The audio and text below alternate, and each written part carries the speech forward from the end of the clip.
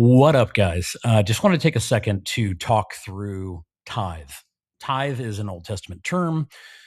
Abram himself tithed to the mysterious priest Melchizedek, even before the law was ever established. And then the law was established, and there was a command for the Israelites to pay a tithe to the Levites. The Levites were the high priests taking care of the tabernacle, taking care of the Holy of Holies. They couldn't work because they had to take care of that, assembling, disassembling, ensuring that it's clean, and so forth. And of course, doing what they do, which is stay pure and approach the Holy of Holies once a year. So they needed that 10%. Now, of course, there is actually a second and a third tithe. There, it adds up to about 23%, in fact.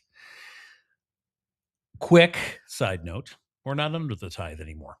That's an Old Testament command given to a specific people group, the people of Israel, Jacob's kids, the 12 sons of Jacob, aka Israel, right? But what is a tithe? Well, tithe is literally, the language just means 10%.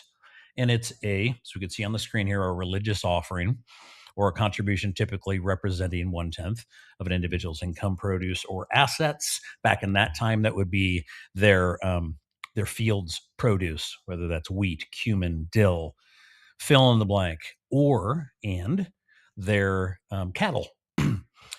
This 10th was something that was commanded. They were obligated to do this. Okay.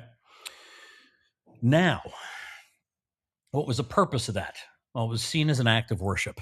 It was an acknowledgement that we know it's all from you, God. Here's 10% back. You gave us 10 bucks. Here's one book back. We get to keep 9. That's fantastic. Actually, that's a heck of a deal when the source allows you to keep 90% of it, if you think about it.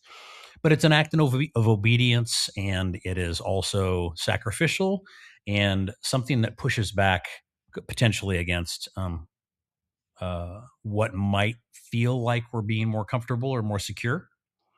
And we're trusting in God, acknowledging Him, right? And of course, functionally, it supports the operational needs of the Levites back in that time. So today, when they say, give of your tithes and offerings, it's not biblical. Now, what they're intending to say is very biblical.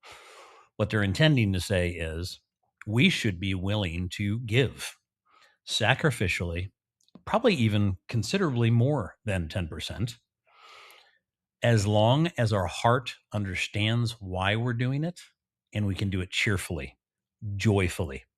That's the whole point of this idea of giving. Isn't because God said do it or else. It's because we want to be part of what God is doing. And like his children, he's handed us $20 bills and he says, what are you going to do with a $20 bill? I'm always going to provide for you. I'm your dad. So what are you going to do with this $20? Now, you can certainly give 10% of it away to help the felt needs of the least of these. Give it to your church for that purpose. Give it to paraministries, ministries, missionaries, and so forth. Or you can give 100% of it back, knowing that tomorrow God's going to provide for what you need then. This is the heart that he's building in us. It's the heart that he showed when he was here on earth incarnate as Jesus Christ, who gave all. Like literally, he gave all. Do you ever remember anything in any biblical scripture about Jesus owning anything? No. He was constantly giving away. He certainly would ask when he needed help, as should we. But he didn't consider anything his own. In fact, he considered himself a servant, his human nature, a servant of the Most High God, and everything belonged to him. And he was simply his representative, simply his vice regent. He's calling us to rinse and repeat. So tithe, Old Testament obligation, Old Testament. New is all about giving, generosity, and a heart that says, man, I'm cheerful. I'm joyful. Hope that helps. Talk soon.